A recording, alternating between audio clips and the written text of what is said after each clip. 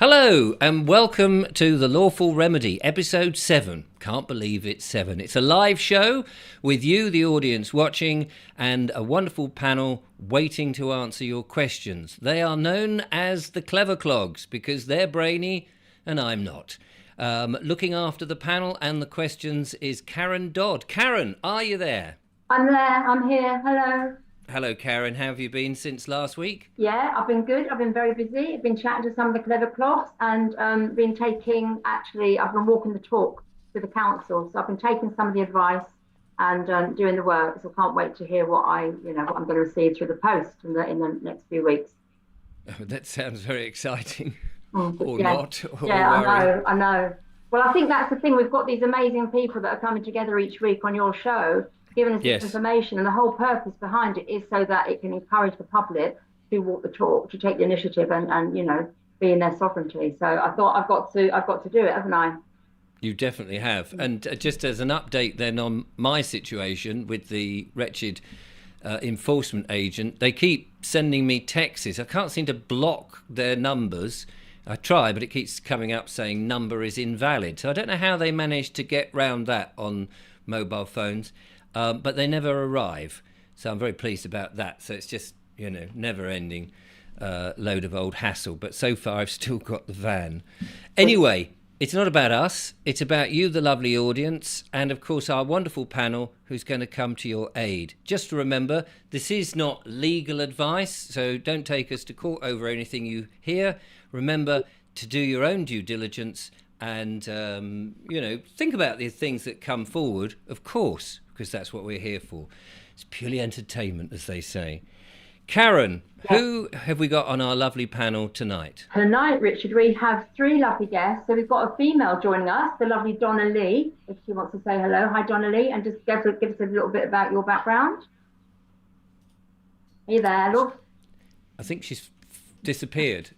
She's fallen off the panel at the moment. Want to make a cup of tea? We'll come back to Donna Lee then. So then we've got a new chap who's joined the Clever Clogs called David.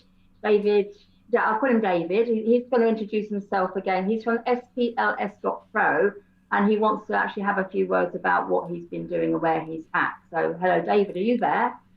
Are you there, love? I am indeed. Oh, yes. Good. Yes, thank you. Yes, thank you for that. Jeremita is the family name. It's hard to say, David, son of Jeremita, man like Dave. 2 Daves on the show. I prefer David, to be fair. I don't want my name to be circumcised, so my mum called me David, and that is what I answered to. But yeah, it's all good. Thank you for having me. It's nice to have somebody whose name hasn't been circumcised. I've not heard it quite put like that before. I saw Dave, allegedly Dave, who's on the panel as well, smiling at that, which is great fun. I love your background, David. Thank you. I think it's quite apt for the topic and where we're going. So at some point I would like to spend 10 or so minutes introducing myself, a bit of background, what we do, where we've been, and some history. It should be a bit of entertainment and beneficial for everybody. I've been in the game 10 years. We teach now about equity and the propositions of equity along with trust law. And we use the King James Bible version 1611 authorised to obtain lawful remedy for legal controversies or controversies surrounding the name. And I think it will be useful at some point once everybody's introduced themselves and for me to be able to field questions. The area of the knowledge that we use is the Bible references, and I'll explain that later. But I'm not here as a Christian or to besmirch or to preach Christianity. It's a fact of the matter, and it will become apparent throughout the show as we proceed. So I yield. Thank you. Brilliant stuff. And just bear in mind, of course, we're trying to get through as many questions as we can. So the audience, please ask as many questions as you can. We'll try and keep the answers as short because I've had a few emails from people saying, "Oh, it got a bit self-indulgent and we couldn't hear you all talking amongst yourselves." And of course, the show is really aimed at at the audience. But back to Karen for our next panellist. Yeah, so our next panellist is allegedly Dave. He's happy to be called Dave. You don't mind being circumcised with your name, do you, Dave? I prefer it, actually. I think we should leave that one there. But allegedly Dave has been on the panel before. Would you like to say hi? Oh, yeah, hi. Yeah, Leggy Dave here. Yeah, been in the game for about, 18 years now. So, I specialise in keeping people out of those court places. Brilliant. Brilliant. And I'd have to say, Dave, I do love the new studio look and the microphone. It looks fantastic, you know. I look really professional, don't I? You do, because the last time you were in China or somewhere? I was in Hong Kong, yeah. In Hong Kong, wow. Yeah, get around. Where are you tonight, Dave? I am in East Sussex. Yeah. Oh, there we are. We were in East Sussex only earlier today, the lovely Julia and I, which is great. So nice to have you on board. Sorry, Karen. No, that's fine. It's lovely to have you back. Thank you, Dave, for joining us. And finally, we're coming back to Donna Lee, who I think went to make a cup of tea or something. We missed you, Donna Lee, but say hi. Yeah, hi. So, bit of a technical hitch. My laptop went off momentarily. No problem. You're there now. Do you just want to give us a little bit about yourself? Why you you're on the panel tonight? Well, I've spent 4 years diving around in various parts of the journey, going from Article 61 common law through to contract law, through to divine law, natural law, and exploring many of those avenues. So that's where I sit, just with a broad range of mainly, I think, my part is mindset, because I think what we're finding is a lot of people want to be sovereign, but there's a mindset to being sovereign that people have to get to. Yeah, cool. Well, thanks for joining us, Donna Lee. And I know you've had a personal experience you might refer to during this next 2 hours, so it's good to have you all on board. And that's it. We were going to have Paddy Spell, but unfortunately she's got a personal situation going on, so she can't join us this evening. But I think we've got a lot of knowledge and wisdom here already, Richard. Absolutely. Well, in the background, scribbling on bits of paper, is the lovely Julia, who's also monitoring the questions, and she's already given me one. Thank you, Julia. So we're going to launch off with this one before if that's all right with everybody, just to get the thing underway. So this is from a lady called Lisa, and she says, can anyone advise on how to deal with CCJs, and how did each of the panels start their research, i.e., books, videos? In other words, what advice would you give to somebody who's getting into understanding what it is to be sovereign and the lawful situation? Karen, who would you like to answer that first? I think our new man, David, I think that would be quite nice if he's up for it. How do you feel about answering that one, David? Challenge accepted. Okay, off we go. We're away. My origin story was a baptism of fire access for my sons. It's to summarise and paraphrase then. Family breakdown, 6 and 8 year old boys, and mother in England becomes residential parent by default. Father, if he's lucky enough, gets to see and have access. If it's not a mutual split separation, then you have to fight and you have to go to court after mediation. Perhaps it's successful or not. In my case, not successful. 2 years, £20,000, and a court writ at the end of it to get access, which is something which nearly killed me. And at the time when I embarked on this, there was a campaign by Fathers for Justice. You may remember the people dressing up as Batman and so forth to get notice around for fathers that were getting depressed and suicidal because of parental alienation by the system. So that's my origin story, very much paraphrased, but it nearly killed me. What doesn't kill us makes us stronger. So I'm an expert now, and I'm not giving legal advice. I'll put my caveat in as well, as Richard has done. So I will be speaking, common English, my mother's tongue, and no legal advice to be considered from myself. But I'm now familiar and au fait with rights, entitlements, property. Rights at law can be classed as property. My mother, Julia Jeremita, was retiring as the head of Derby law department. She was under the dean, and she prepared the work for the lecturers to pass out to the students. So of the resources of my mother, her first-hand knowledge of the legal system, and I learned from orthodox publications, professors, civil procedure rules, pre-action protocols. It was my mother and her colleagues that introduced me to the straw man, which is in fact a legal fiction or a personality, person, Latin. So if you want to get into this, I don't know about David and others, the others, how they would view this, but it's a broad area, and it's a team effort. So for you to want, anybody to want to competently navigate the stormy waters of the legal arena, legal and lawful, different jurisdictions, its language, the definitions of the words used are found in Black's Law Dictionary. I didn't know that, at the time, until my mum pointed that out. I'm from Oxford English definitions, my mother's legal profession, it's the language of the Law Society, so that's your first red flag. What are the pre-action protocols? What is the civil procedure rules? They're very good and handy for you to take note of. The maxims, the 10 maxims of commercial law, and the biblical precepts that accompany them, because they're very important to note. The inclusion of Latin. Latin is very powerful. It makes you stand out. It makes you look a little bit more like you know what you might be going on about. I was at the court with a solicitor, but often I was talking for myself, and I was in what is now known by myself as propria persona, in one's proper person. It's Latin, sui juris propria persona.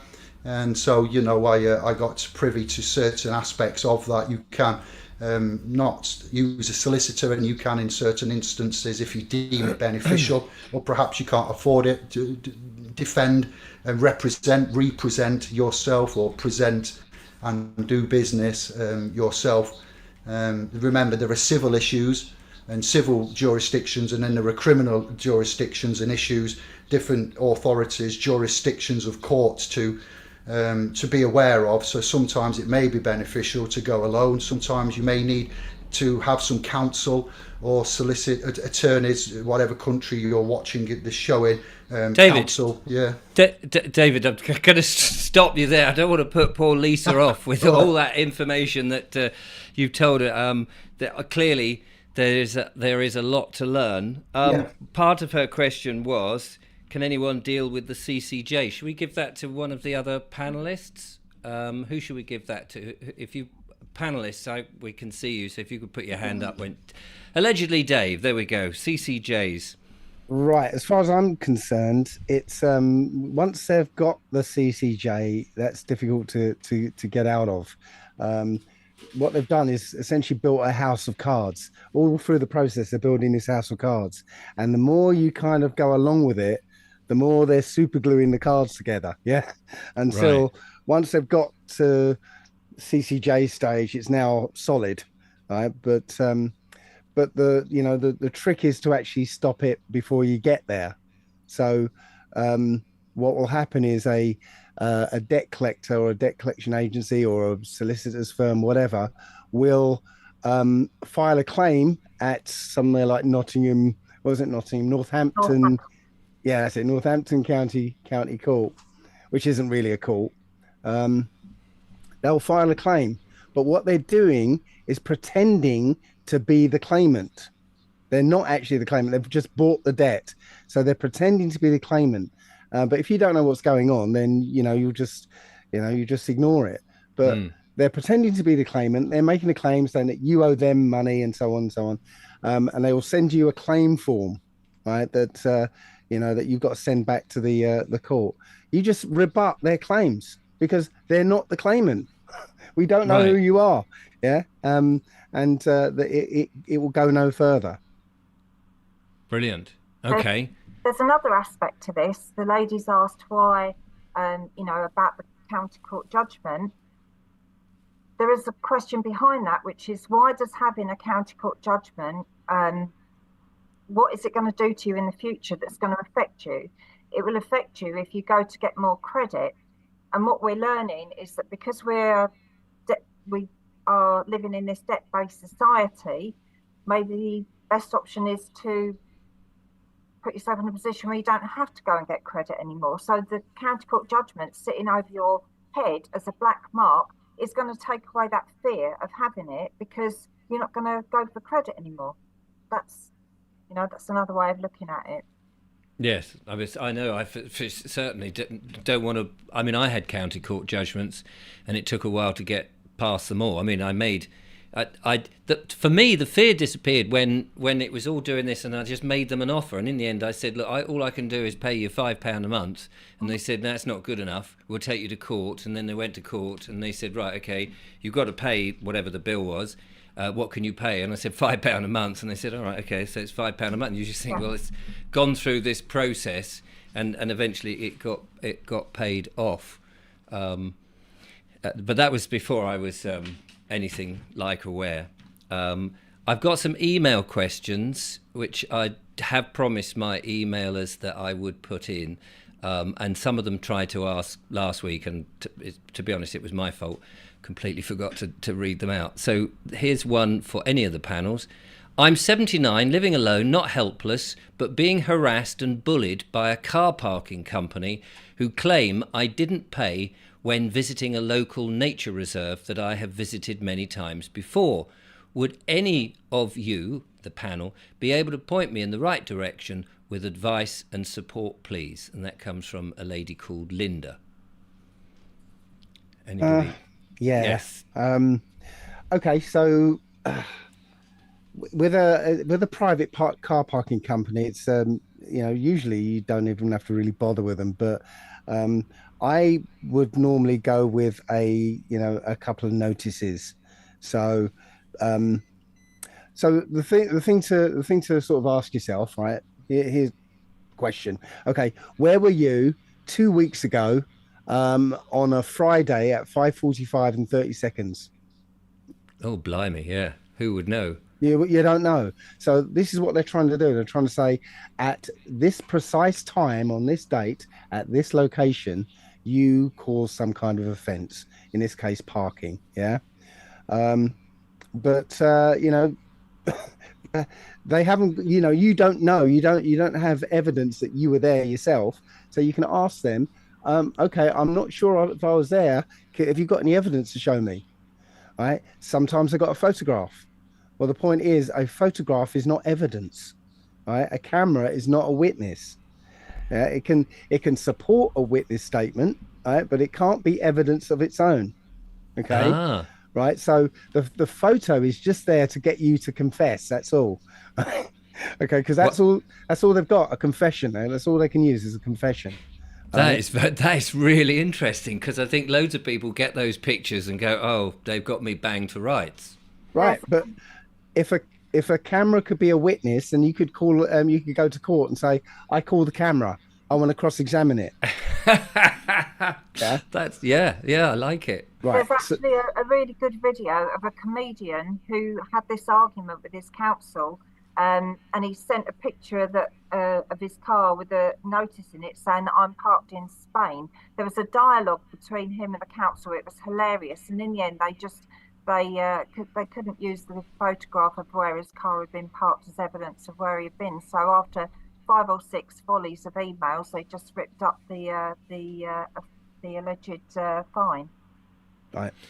So the point about the photograph is, how do you know that your car hadn't been cloned?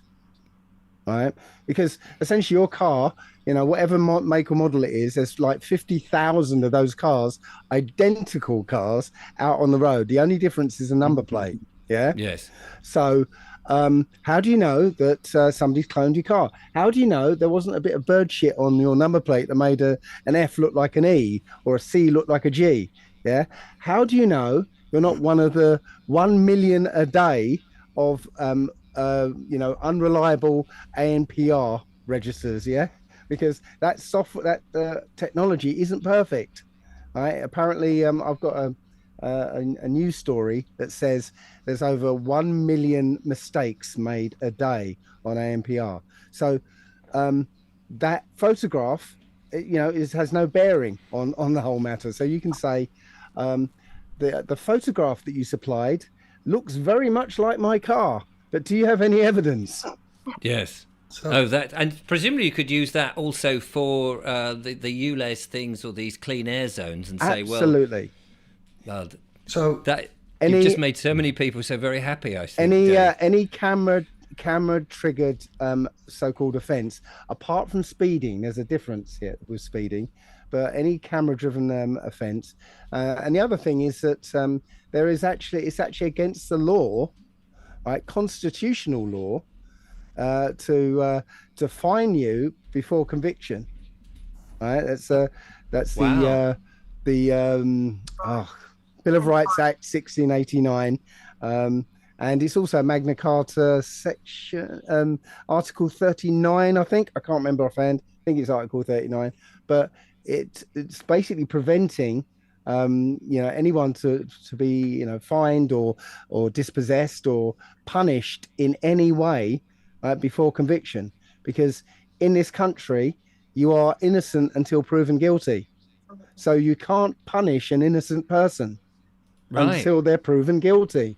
So the councils and these companies are getting around it because of people's ignorance.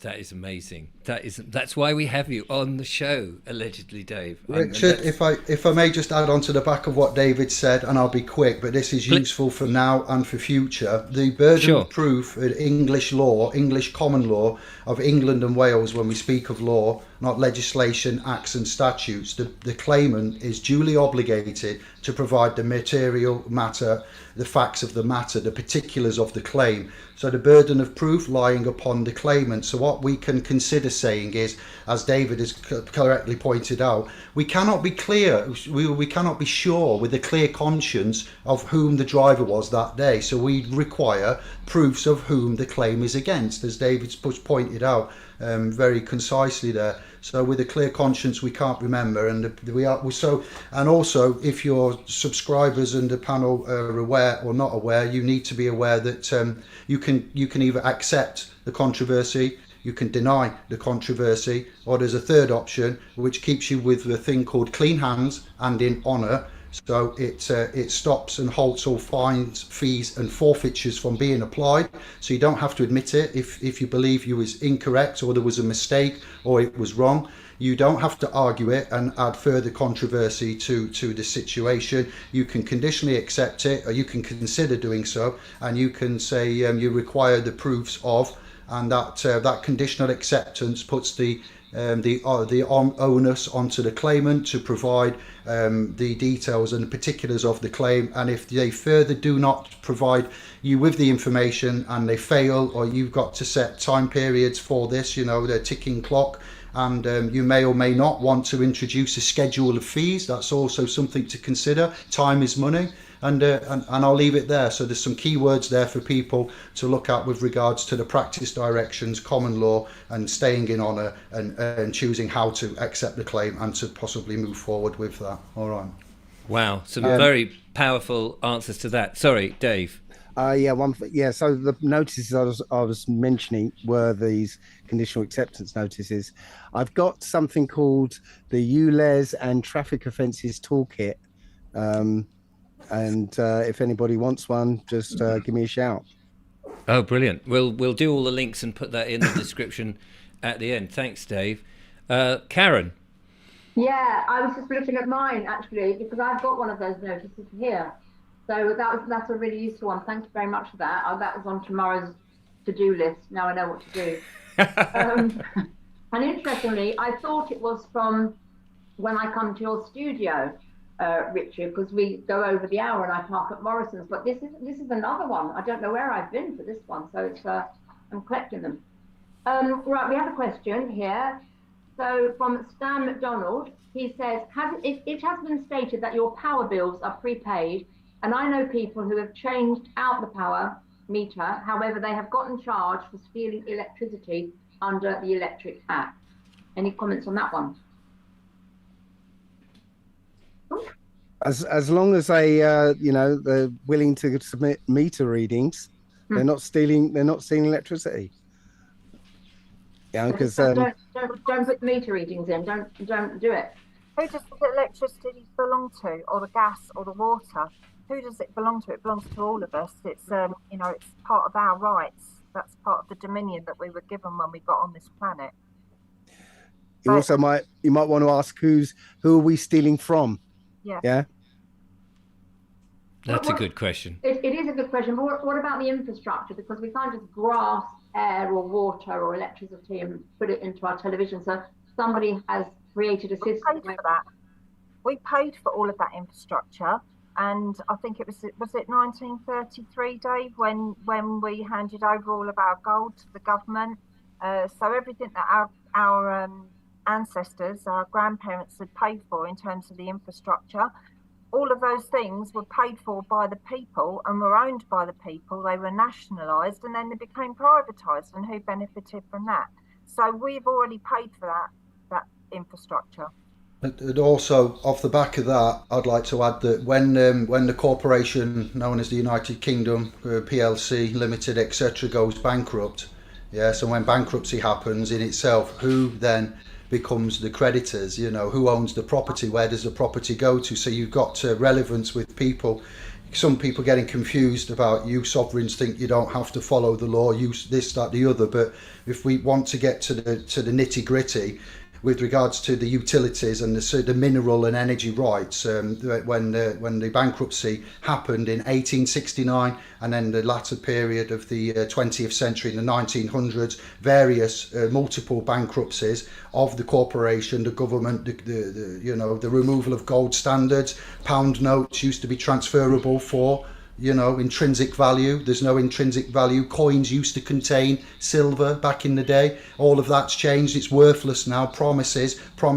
Your word is your bond. So there is for those that are struggling to grasp this concept, we have got extensive knowledge and can prove regards to what Donnelly and David are saying, regards to who owns what. And to close down, when we are going for our remedy, our equitable relief in the form of remedy for from the state, which we're going to do later this year, the alleged TDA Treasury Direct, and the equitable relief comes from the mineral and energy rights that the state have profited on and sold, and the corporations are allowed to trade with. So it's tangible, it's logical, and I'll leave it there. I've said enough for you. All right, Dave. I'll just say that okay, so National Grid are responsible for the utilities all the way up to the meter. Okay, and we pay through our taxes for National Grid, so we've already paid for that, right? So all the utilities are delivered to the door, right? The energy suppliers have only got essentially jurisdiction over the meter, and they charge. They're not a supplier; they're a credit broker. They're just charging you to meter and for the provision of something that they don't own. They're a broker. And interestingly, in terms of what the other Dave was saying there, is that if we assume that the country is a corporation, which we know that it is, and if we know that every country in the world is bankrupt, that God knows who we all owe this money to. But if the country is so much in debt and it cannot pay its debts and it is therefore in bankrupt, it should not be trading. Because if there was a company that was knowingly insolvent and continued to trade and take money off of its customers, that is unlawful according to the Companies Act of 2006. It's fraudulent. So there is Chapter 51, I think it is Chapter 51, that allows them to trade, while bankrupt, to aid the creditors. But are we still at war, says the recruiter every day in one of the houses. So it's considered that we might still be in wartime. You look at I know there's many questions, but there's war comes into it: worship, ungodly conduct here, spiritual side of things comes into it. So I'll leave it there, but there is connotations of souls deserting your posts, belligerent, etc. I'll leave it there. So it gets a little bit dark as well when you're going into them waters, as I'm sure you're all aware. Golly, so there, a simple question opens up an amazing stuff, doesn't it, Karen? It doesn't. It does indeed. And although it's a very serious matter that we're talking about, it is an entertainment show, and I think we need to remind people of that, because I know some people do make comments about, why do we have a bit of a laugh? But I think you need to have a bit of a laugh in life, and humour is a very good thing. So yeah, we know it's deep, we know it's dark, and we're just trying to sort of plough our way through and help people with answers. And I've got another question here. I'm going to try and read it correctly, from Paul Higgins. He says, what's a legal person? Is a man or woman a legal person? And can another man swear one is? May I? I'd like to go for that. So there's a lot of work I've done. This is one of my specialist subjects. So persons, research it for yourself. Don't take a word that I'm saying as gospel, but you can know that persons, in the scriptures, it does warn you. The KJV 1611 is a book of commerce. It's the original redemption manual. When you build the new world needs the language and order, and it's written in that version that replaced the Geneva Bible. For with God there is no respect of persons. In the 82nd Psalm, it is written that Jesus says that, have I not said, ye are all gods. Now, for the literalists, this is an insult. I take a lot of flack for this, but for those that really want to know and to manage their estate and to look at sovereignty, David, allegedly Dave, he's not claiming the state name. He knows he's allegedly called Dave. A name, to break this down, persons, topic, a name starts with a capital letter in English grammatic. So to be grammatically correct, it's a noun. It describes and denotes an object or a thing. We are not objects, we are not things. We are souls, as it says in Genesis 2:7, when God breathed the breath of life into Adam, Adam became a living soul. We're not free men on the land. We're not sovereign citizens. That's an oxymoronic statement. In their own terms, my honour, I am a living soul, as it says in the good book. What is present in every court, every lawful court, and I use the word law loosely, land, air, water, LAW, there is a Bible. What's the world's most popular book that's given away for free? Hotels, courts, you find it everywhere. There's a reason for that. We've wandered, we've strayed from the path. And again, I'm not a Christian, to be fair. I'm a Tibetan Buddhist. So, I'm aware that there is a redemption manual and a pathway. We, as Graham Hancock says, we're a species with amnesia. So look at the types of persons. An artificial legal person. Companies can be persons. A person of significant interest on Companies House can be listed as another company. So look at the different types, and I say this with love, and I'd say this because I know what I'm on about here, and my mum, as I said at the beginning for my origin story, introduced me to the legal personality. Person is not an English word. Go back to grammatics and linguistics and semantics and so forth, syntax. It comes from Latin origin. It means persona. Persona means mask. It's not an English word. In our language, in our D-based language, we used to speak Latin and Francais back in the day, hundreds of years ago, when the battles and invasions were going off. This is not a thing that happened overnight. And those that did not have the intellect and intelligence and education, that weren't lords and squires, spoke English, that spoke the common tongue. They were obviously from the aristocracy viewed as the commoners. So there was a distinction between types of persons, squires, lords, and etc.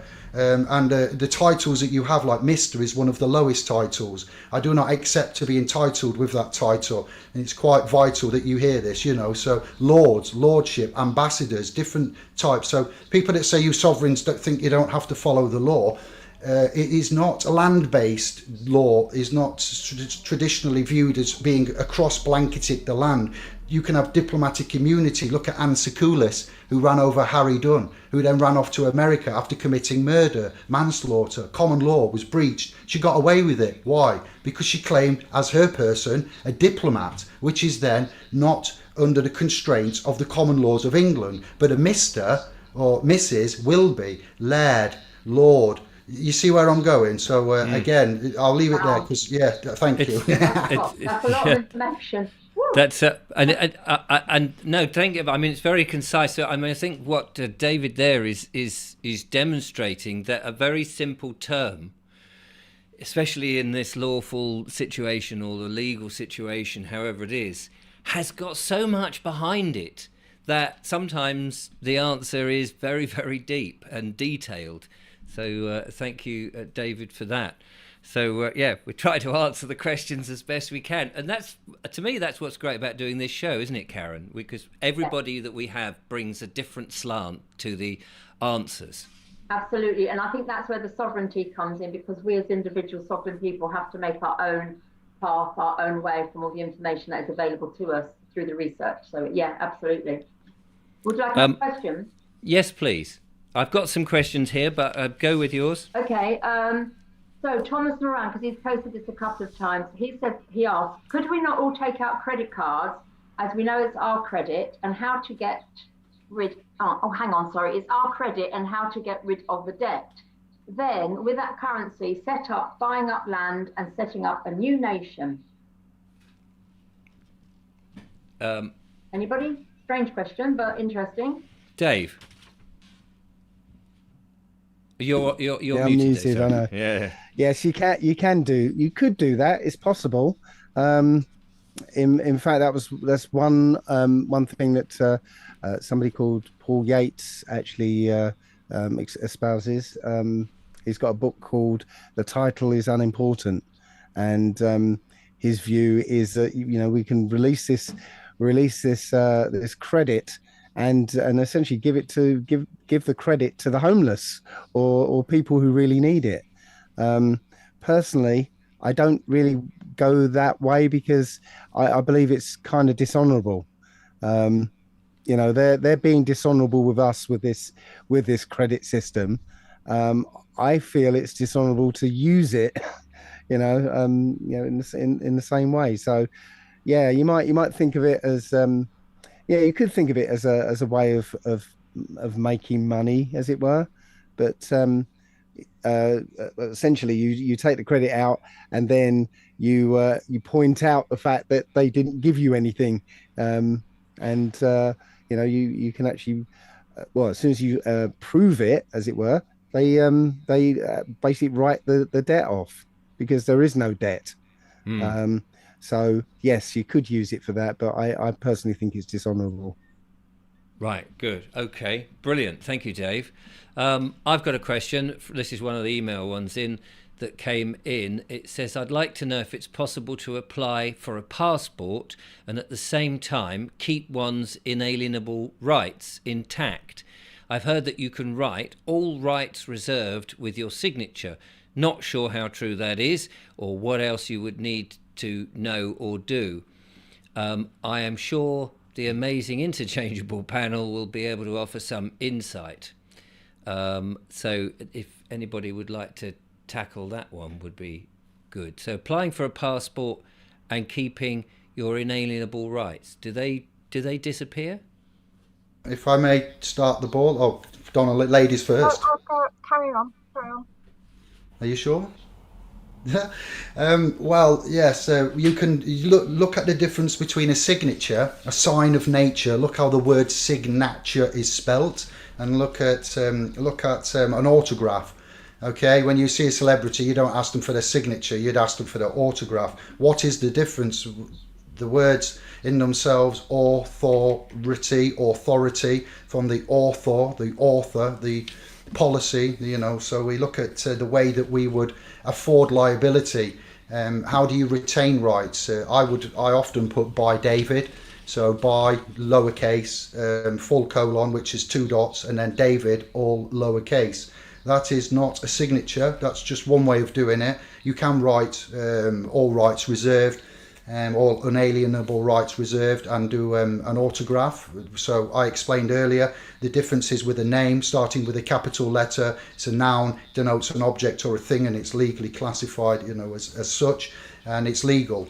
If you want to do an autograph, they also require you to start with a capital letter with the autograph. Yes, but I always do the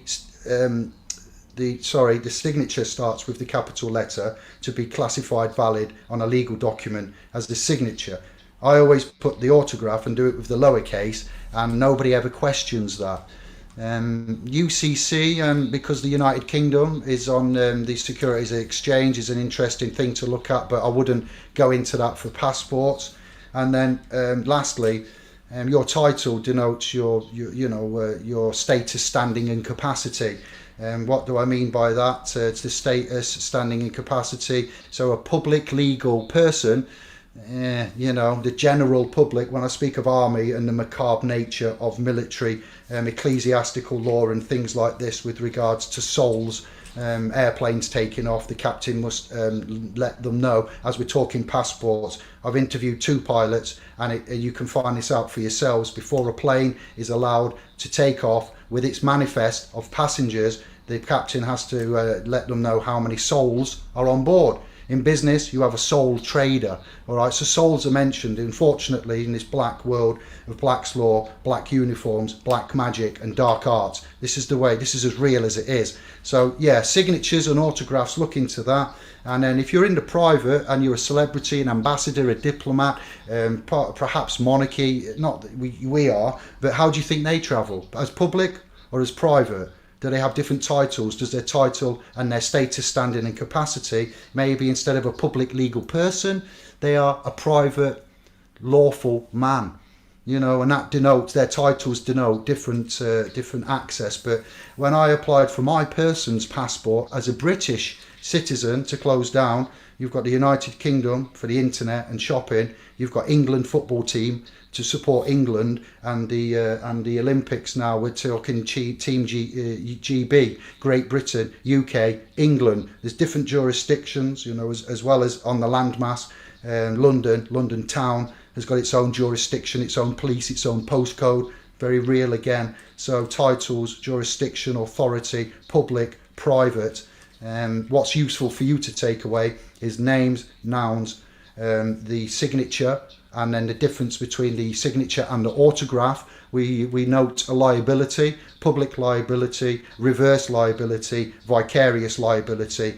As a signature on a document is executed as a deed. If the signature on the document is missing, the document is not executed as a deed. Companies Act, Section 44, 2010 Companies Act, you'll find that roughly in there. And also it's written within the Bills of Exchange, 1882, authority, documents, deeds. We're doing a good deed today by giving our free time and helping those that may need to be enlightened by these lovely luminaries that I'm with today. So I'll yield there. And thank you, David. Thank you so much. Donna Lee, did you want to add to that? Yeah, I don't know what I can add to that, except for there is a private and there is the public. In the private, you've got a God-given right to travel. The inside of your passport states that there should be no hindrance to you travelling. I'm just in the process of applying for another passport. I've got one, but I want to reapply for my passport without a surname, or surety name. So I'm going to try to get my passport without a family name in it.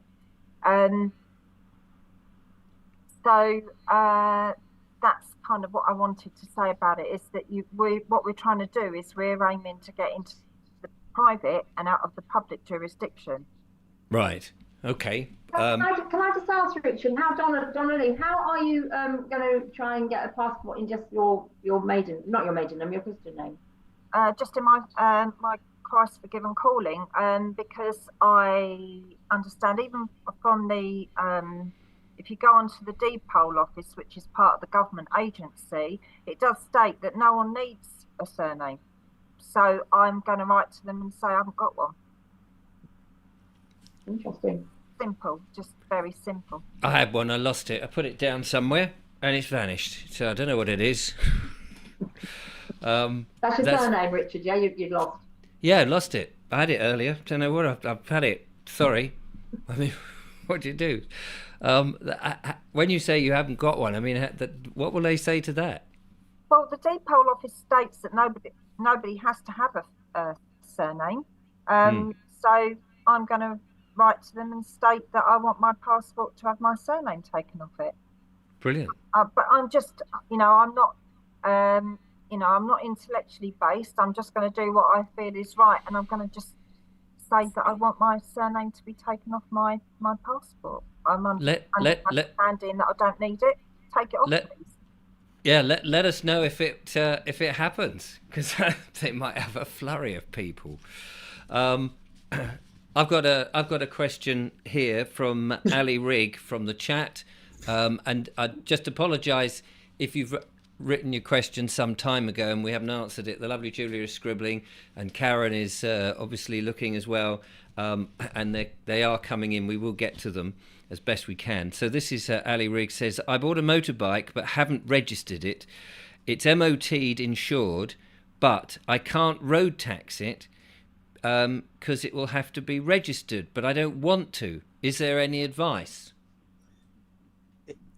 It's already registered. They changed the system a while back. I don't know exactly when, but it was registered before anybody bought it. So now, when you buy a new a car or a motorbike or something, you don't actually have to put your name in. The seller puts your name in, and the registration it gets transferred to you.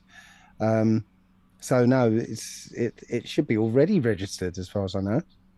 You can apply for the manufacturer's certificate of origin if you go to the DVLA, and you can ask them that you want because that's the document that the manufacturer of the mode of transport fills out, which states that it's been manufactured to certain safety standards, and that's what gets sent to the DVLA. And I believe that you can request or require that the manufacturer's certificate of origin is sent back to you if it's a car. So I'm assuming it's very similar if it's a motorbike. I'd like to know if anyone's actually got one, because it's actually I believe it's a V888 form, right? And but it says it's for a dealer to do. I'm sure you can get around that, but it says for a dealer. The thing about that though is that if you're going to go down that route, you've got to go the whole hog. You've got to go down the whole deregistration thing, because if you get the MCO, you still got their number plate on your car. So basically, or bike, you're saying that it is registered. It is a registered vehicle. So you have to go for the whole process of deregistration and send their number plate back to them. And you've got to be ready to face off against the police when they inevitably stop you. It's a long road, and it's quite a hard road, which I'm going to hopefully by the end of this year I'm going to start that process. But it is a long road, and it's not easy. Is it? You sent me a video a while back, Dave, of about 11 years ago or something, when you had done exactly this, and and the boys in blue came along, and you were doing everything, but they did take your car. That was some time ago. Yeah, but it was, as you say, 12 years ago. And at the time, there was nobody else to follow. I was doing it. I was making it up as I went along. Yeah, bless you. But now I've learned a lot since then. So yeah. Well, we need pioneers like you to go and do it for us, so that we feel a bit more confident. So well done to that. Karen, have you got any questions? Yes, I have. Well, they're not mine, but we've got another one here from Pandora Chaser 2. Can CCJs not be written off via vulnerability status and the Equalities Act 2010? I heard of people clearing their so-called credit references via such, or via the DSAR or GDPR breaches.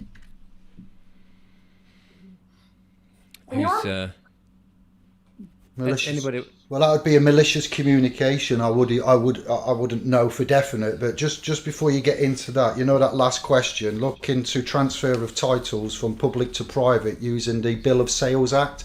Whenever you buy something, you write a handwritten receipt. Yeah, that's just like that's covered under the Bill of Sales Act in English law. You can inform the DVLA titles and rights of change. You can also use trust technology to put property into trusts, and I've effectively communicated with the Chief Executive, Julie Leonard, at the time of the DVLA, held her to account with the ICO because they failed, and I got her to do what she needed to do with regards to that last question. And moving forward to this one, the GDPR and the data regulations, I'm familiar with, again, using this onto the DVLA, Julie Leonard and the agents and officers there. But I would say that you might be able to get a discontinuation, or you might be able to fight the claims that have been made and the credit file that's been affected by going out through, and I've done a lot with Julie Leonard, DVLA. I've got videos on my channel going through. I'm not here to promote, I've got enough going off, but if people want to find out further detailed information on such things as data regulation, protection, enforcement, malicious communications, and seeking remedy on that front, I've done a little bit with Julie, DVLA, the ICO, the Information Commissioner's Office, when they failed to recognise their rights, duties, responsibilities, and the regulatory ombudsman had to step in, hold them to account. I served a Section 10 of the 1998 Data Protection Act on them. They proved legitimate interest.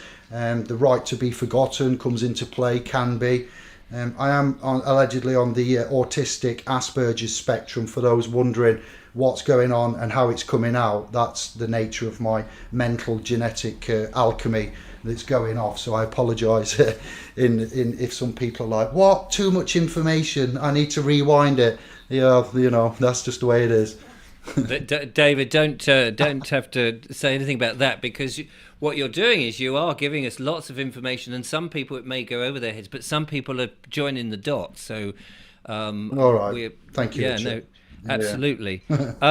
Can I just say a big thanks to Question Everything, who's just sent in a super chat for £20, which I think is the first. So we'll be buying a pizza and sharing it round. Although actually, probably best not to eat pizzas, unless you've made it yourself, of course, out of wholesome ingredients. Because you have to be so careful these days what you say, otherwise people will be chasing you.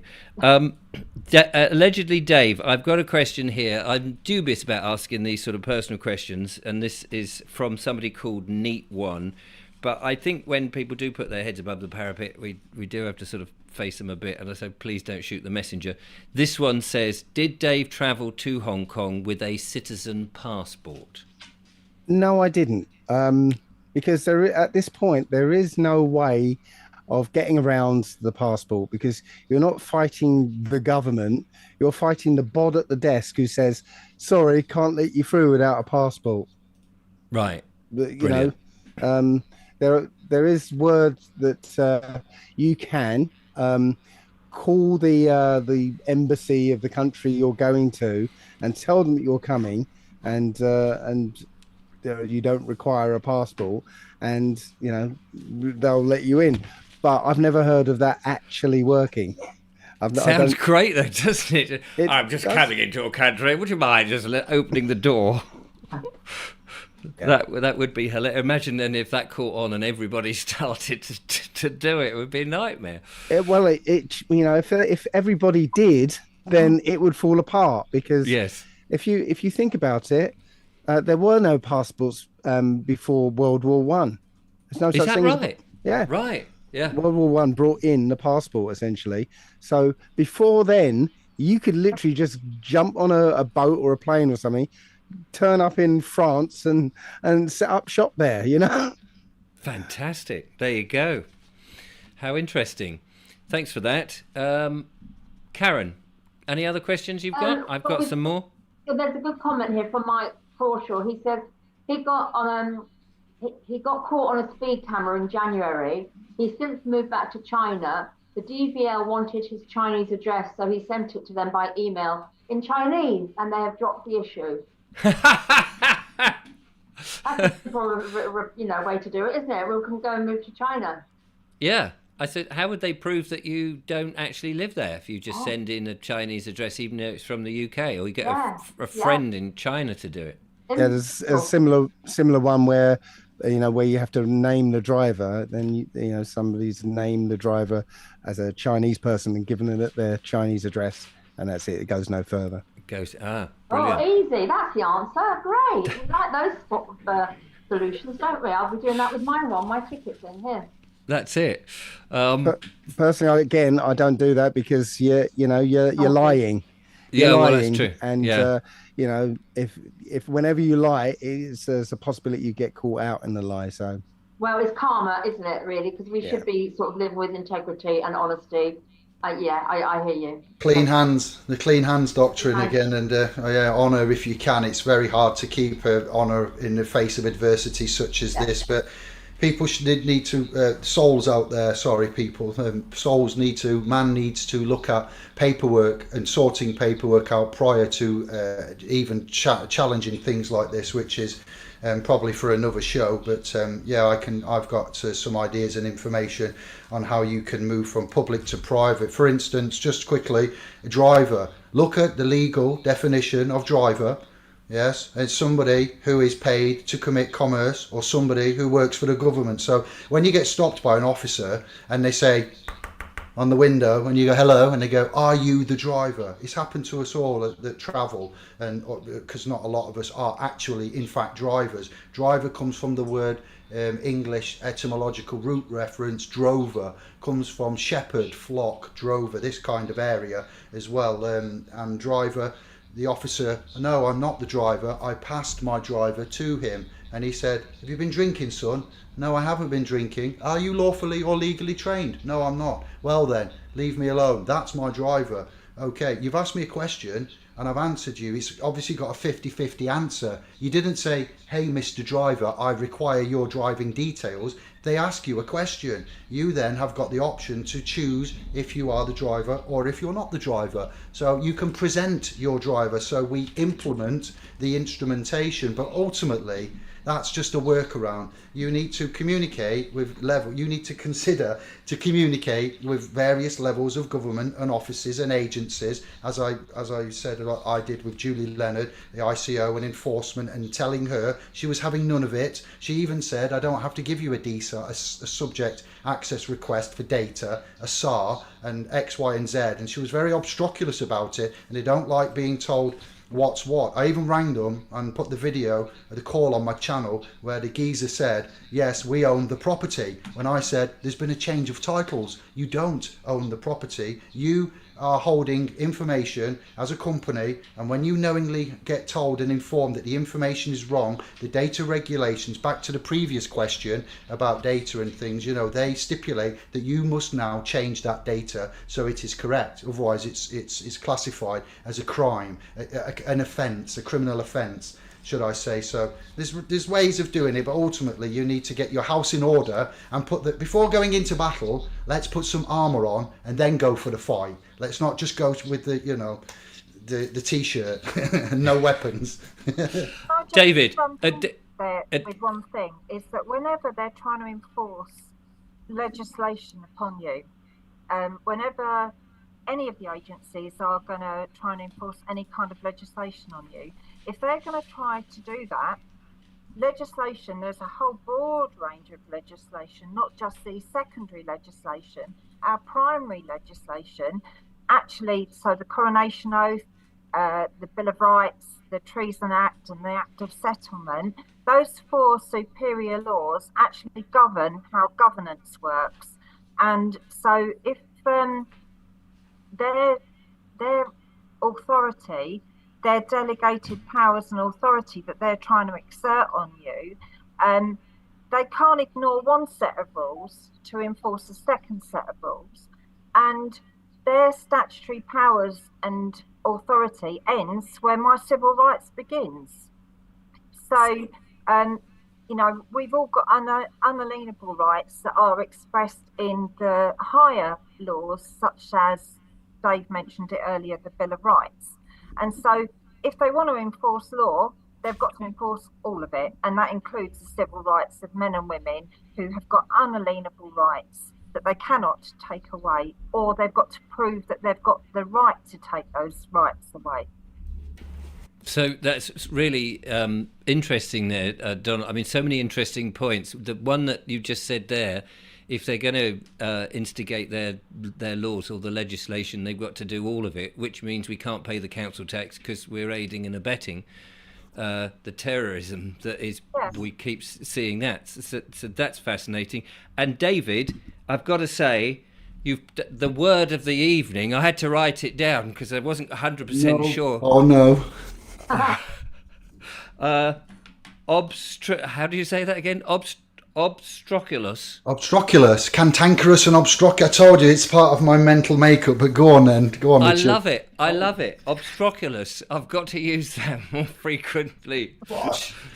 All right, my man. So thank you for that. But look, everybody, I invite you to read the first page of your passport. Dave mentioned transport, port. When we talk of admiralty law, maritime law, common law, contract law, all these multifaceted dimensions and jurisdictions, admiralty and maritime, the sailors are given liberties when they come to shore and they are needing from the port to get inland on the road, so they have transportation.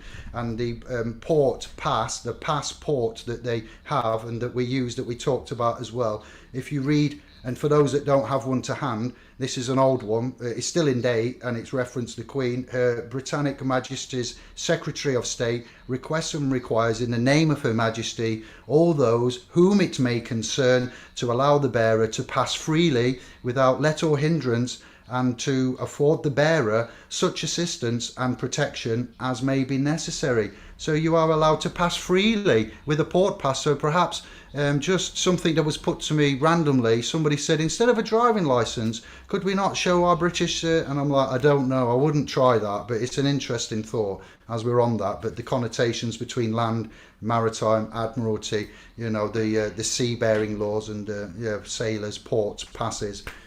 Interesting. Actually, we could, because it doesn't say anything about ports there. It doesn't say about countries or anything. It just tells the Queen's employees, the police, right, that they have to leave you alone. I like that. There you go. Yeah. Then it's food for thought. It's just food for thought. It certainly is. This hasn't happened on this show so far, Karen. I don't know what we're going to do. Esoteric Knight of Malta has sent £22 and 22 pence to the show. We're obviously going to have some party. That's the thing at the top of the screen. I see that. There was another one a minute ago, and I didn't know what it was. This is super things, is it? The super chat. These are the super chats that people can they can send donations. So I feel a bit bad. I mean, it'll come into my account, but I'm making a note of any of those so that I can share it out somehow, because it's not happened before. That's lovely. Oh, that's very kind of them. If you were going to get a pizza, how are you going to share it between us? Because we're all over the place. Yes, well, obviously, I'll just sit here and eat it, and you can watch me. Toby, get it to charity. Get it to charity or something. I don't know, a community. No, the money, not the pizza. Not the pizza. But being autistic, my favourite food is pizza, because it's it's a round food that comes in a square box that's cut into triangles. Quite Sheldon. Yeah, there you go. Julia loves that. Question here, John, is serious. Bodie and Human have a question for Dave. Ready, Dave? Ask Dave why speeding is different. Different from what? Obviously, it's pertaining to a previous question. Oh yeah, to the parking ones we were talking about. Yeah. Right. Well, okay. So it's different in respect of the Bill of Rights Act 1689. So as I said, you can't be punished if you're presumed innocent, but the police kind of sneakily get around that because they're not fining you. They're sending you a notice of intended prosecution. So saying, we're going to take you to court, but you can settle out of court for this much. I see. So they're not actually fining you. They're getting you to pony up the money to avoid going to court. And at the end, interesting article in the Telegraph recently about these single justice procedure notices and people being dragged into these closed doors magistrates court hearings, similar to what they do with the council tax, actually. So there are, I think it was about a month ago that this was in the Telegraph, and my issue with the whole of the speeding element and these speeding fines is that if you cause no harm, loss or injury, there is actually no crime. There is no crime. And this is the situation that I'm in at the moment with my driver's license. If there is no crime, then why are we going into a criminal hearing in a civil court? That's fraud. Yeah, the single justice procedure. Okay, yeah, it is a closed hearing. Literally, it's a kangaroo court type thing. But what you can do is just return that whole wodge of paperwork they send you. You send it back to them and say, I politely decline your single justice procedure because there is no case to answer, because they want you to plead, because that's what the letter says. Could you enter a plea? Well, I'm not going to plead because there is no case to answer. You haven't proved that I was there. I'm asking you for evidence that I was there, and you haven't given it to me. So there is no case to answer. There's no crime being committed, and there is no contract that's been breached. So no case to answer. And on the back of that, these administrative courts venues, you mentioned the Northamptonshire County Court Business Bulk Handling Centre. Wow, that's a mouthful, isn't it, everyone? For a court. It's just incredible with regards to the administration side of things. So if we look at one of the, not a jurist, in fact, it's a publication called Halsbury's Laws of England. Yes. Commentaries in there. I think it's 2014. I've got it here. 2011. There you go. And what does it say, Dave, my man? Can you remember, or do you want me to? It says there is no provision in this country for administrative courts, and no act can be passed to legitimise them. Gosh, something like that. He's paraphrased it, which is what I was going to do. That's exactly right. They are not. They're not lawful. Is the single justice procedure lawful, or is it legal? And to close down as well, when you're talking about these subjects, a parking charge, a penalty charge, yes, and look at the differences. Research what a parking charge, a PCN, and a PCN, which is a penalty charge or a penalty notification. The two differences there between them as well. Public, private, council, police. There is something to have a look at there. I'm not going to expand on it now, but some you can manage with, and some you have to actually deal with in a different way and get a bit more serious with them. But I'll leave it there. Halsbury's Laws of England for administrative court. So as David said, you can't be deemed guilty till your jury of your peers has deemed you and judged you. So an innocent allegedly till proven guilty. So can we have a common law? Bring forward, as Donna Lee said, bring forward the man who I have claimed. Who I have hurt? Where is the claimant? Who is the man? Because at law they always say men. I know we're in a world which has got different genders now, but please just let me be me. Understand. You can be you, Dave. Yeah, absolutely. This is why this is called the Clever Clogs, the lawful remedy with the Clever Clog, because my goodness, Dave, allegedly Dave there got that how you remember all this stuff, these different, I mean, obviously you've been doing it for a hell of a long time, which is so impressive, and that's what makes this show so interesting to listen to. I've got a question here from Toby Henderson, who says, why don't we, when in court, all release our interest to the registered registration security, you may have to explain that, then get the court clerk to do a full accounting of the estate's account? Does anybody understand the meaning of that question?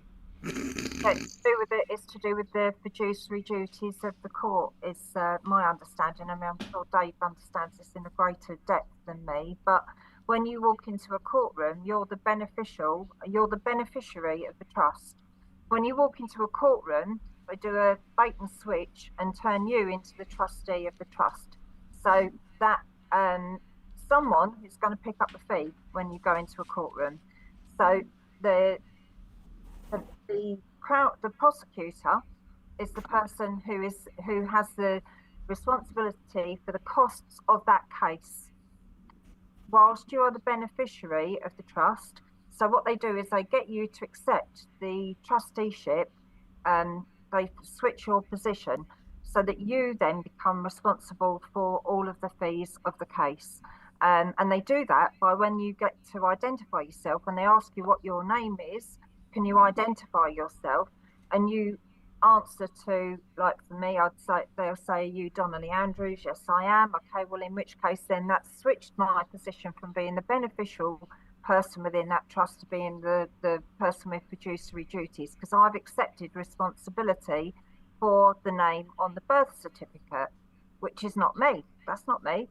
I am a woman called by the calling of Donnelly. The name on the birth certificate, Donnelly Andrews, is not me. I didn't make that name. The Crown is the owner, creator of the document with that family name on it. So as soon as you identify yourself in a courtroom or to any authority as your first name and your surname, you are accepting the responsibilities of that name. You're taking on the fiduciary duties of that name. So in theory, you shouldn't then give that jurisdiction away. No. Or better still, you ask them to, because when you walk into let's just talk about a court situation, when you're in a contract, if it was a business contract, at the top of it, you'll normally get the definitions of like the company name and who's in, what the terms and conditions are in definition. So when you walk into a courtroom and they say, can you give your name? The first question is, well, can you define the word your, please? Which jurisdiction are we talking about here? Who is the your that you're discussing? Because you haven't given me a dictionary. I'm talking common English. You might be speaking legalese, which is a separate language to English. And in fact, we can illustrate that because there's a place in London called the British Legal Centre, which is somewhere where they take you to teach you how to speak legalese. They even recognise themselves that it's a separate language. So if they're going to speak this language and say, who are you, can you tell me your name? Or which your, please? Can you just confirm which your that you're talking to? Are you talking to you, Donnelly, or are you talking to the birth certificate? I need to know, because I need to know which jurisdiction you're operating out of. Right. Gosh, yes. It's so fascinating, isn't it? Karen, have you got a question? Well, yeah, there was one that was answered. So Amanda asked, what is an ANPR? And then Pandora, Chaser 2, answered, which is really nice, saying it's the automatic number plate recognition. So I thought I'd just mention that in case other people wondered what the ANPR was. Yes. And then there is another question, which I've lost because the screen's gone up. So I don't know if you've got one at hand. Oh, here we go. No, Masbro. So the question, I left NHS 3 years ago. They failed to reimburse the owed annual leave, but paid me a monthly salary. They continue to send invoices for the salary and ignore my annual leave. What are my options? Does that make sense, that question? Yep. Yeah. The only thing I would say is, you've got a contract of employment. I would go and have a look at that. If they've breached that contract, then you've got a case against them. Bang on. That's exactly what I would say as well, Dave. Refer to that. Refer to the contract, isn't it? And I think with employment law, it's one of the few areas where we still have got like a lot of common law in that, in those relationships. But in a previous life, when I was an HR manager, I put a caveat to this question, because the lady could pursue them for the unpaid leave, but there is a potential that eventually she's going to want to get a job somewhere else, and if she does, and she makes waves for herself, Yes. there's a possibility that the reference that she would rely on from that employer may not be quite so favourable. So sometimes you have to pick your battles. weigh up how much your annual leave is in terms of the overpayment of salary, and then consider, is it worth your while taking them into an employment tribunal, taking yourself through the stress of an employment tribunal just to receive, if it's, I don't know what your financial circumstances are, but you have to weigh up all the direct and the indirect costs of that. Grand. Thank you so much for that, everybody. We are at 7:15 as we do this. We've got 45 minutes left, and there's still quite a few questions coming in. Here's one from Belinda, who emailed in and said, Thames Water are texting me every other day, sending me emails once a week, as well as threatening letters. I have paid the utility bill for the last year and a quarter of this, and apart from their stalking and bullying attitude, I have not agreed to go on direct debit. I don't have any faith in the water as it has to be filtered. I want to stop payments until I get reassure from them that what is in the water. Is this one for your experts? Brilliant, Donnelly. In terms of the direct debit, no one can make you sign a direct debit. If they're saying you've got to sign a direct debit, the question is, prove to me that I've got to sign a direct debit. Remember that every arrangement that you have with everybody else in this world comes down to your consent. If you do not consent, they cannot make you do it. So I would go back to them and say, you're telling me I've got to sign a direct debit. Prove to me that I do. Right. Okay. Now so if you've and would that apply if you've got a direct debit and you've done it and you think, actually, do you know, I'm a bit fed up with these people? Cancel it. Right. Yeah. I did actually do that with the water company, and they sent me a little gyro thingy to say, well, you've got to pay it all in one go, and I did deal with it in a different way, but this isn't for me to say. Dave. Just a note on what to do, going forward. I've got, I guess, a letter from, I think it's Essex and Suffolk Water, where, surprisingly, they detail all the chemicals and things they add to the water. Blimey. And it's a bad list. Let's put it that way. A very bad list.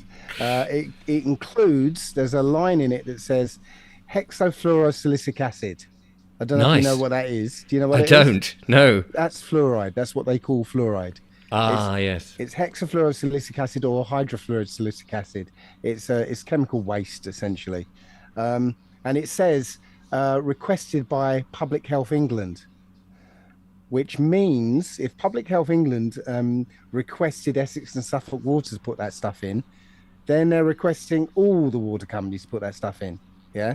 So, they're talking about fluoridating water. They already are, right? Anyway.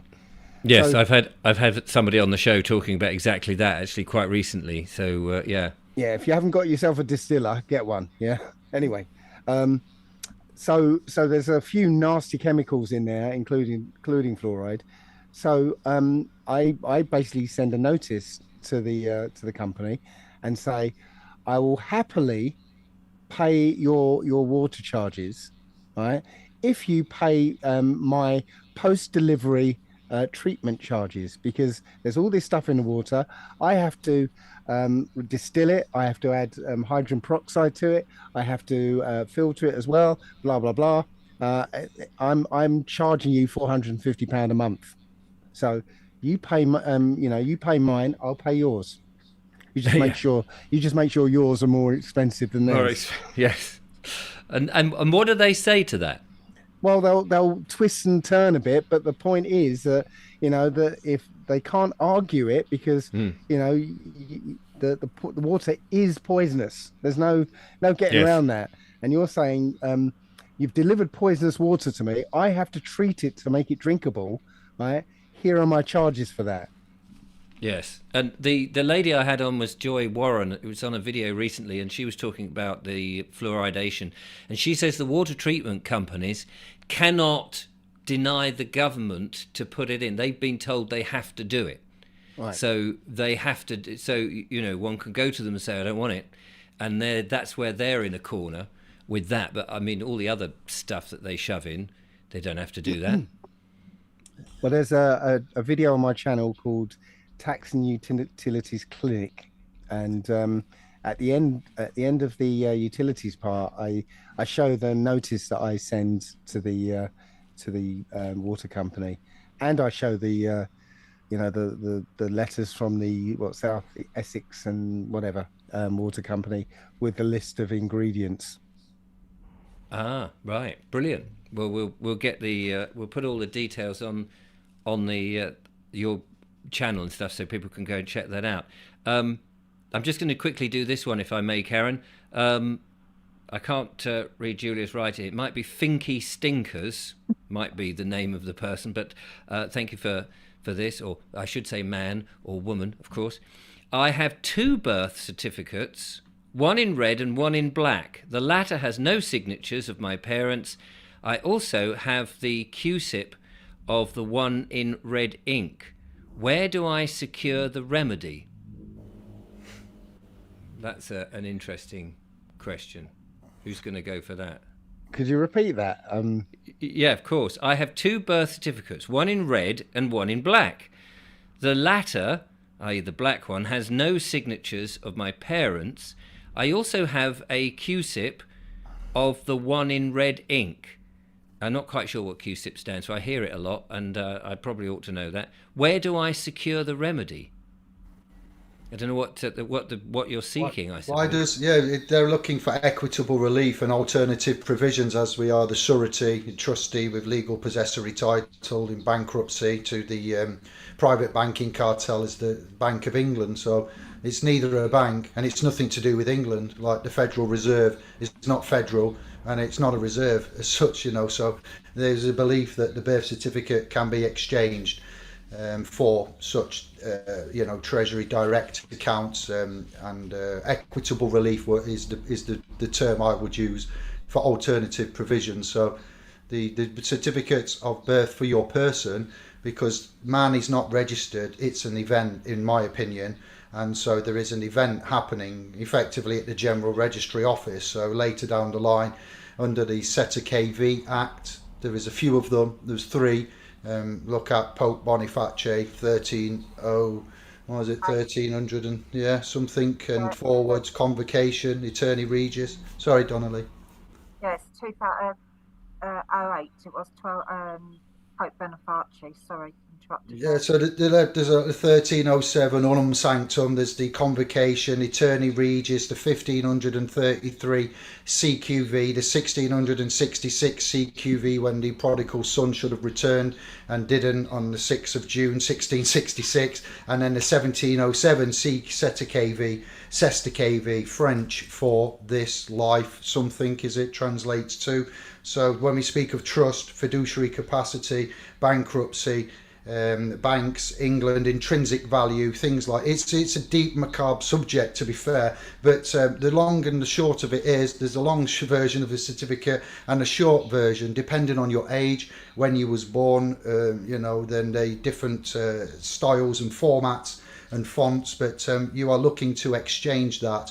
The QSIP number, financial terminology, we look at the Securities Exchange Commission, the World Bank, such as the banks, the World Securities Exchange, the World Bank, the IMF, Basel, Switzerland. There is the Vatican's own primary trust that was split up into other bank accounts.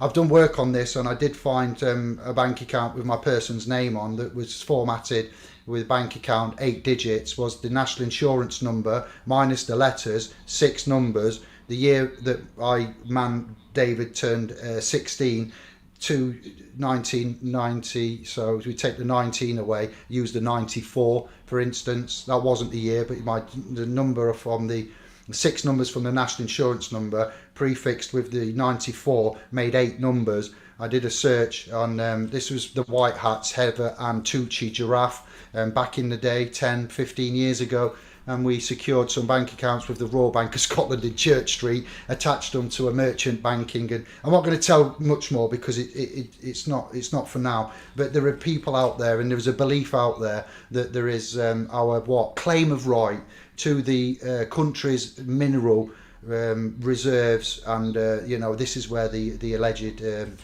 credits remedy would come from, because there's no gold in the country, there's no intrinsic value behind the money, everything's been sold, we're using promises to pay debts to pay debt. So in a nutshell, I haven't got the answer, but it's a lot of work, and you would need to get yourself in a specialized group. You're asking for something which you don't understand and you haven't got any knowledge in, but you believe there is remedy. So it's a lot of work, and it's getting in those niche groups, bespoke groups, and not just people that believe, because that's a cult. When we believe something and we don't know and we blindly follow, then we're in a cult. Yes, we need to have first-hand knowledge, facts of the matter, and when people tell you something, ask them for proof. Like, again, the proof of the claim. Oh, you're saying that, are you? Well, let's see. Where did you get that from? From what publication? Go further. Don't just go with hope and blind faith, because often it's futile. Yeah. Thank you so much, Karen. Next question. Next question. So from Zen Johnson, he's asked before. His question. He says their own legislation admits that Parliament is not sovereign. Their acts can only bind Parliament, not the people. So if acts don't apply to us, what do we do when the tax man calls?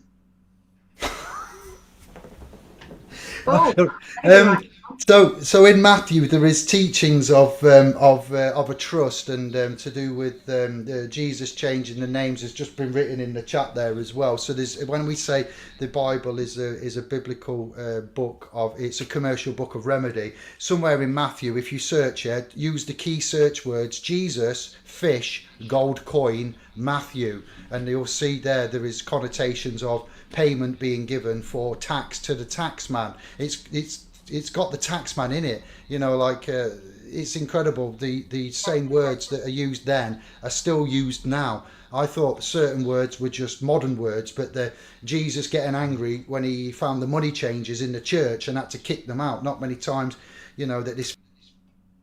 Oh, you've switched yourself onto mute by mistake.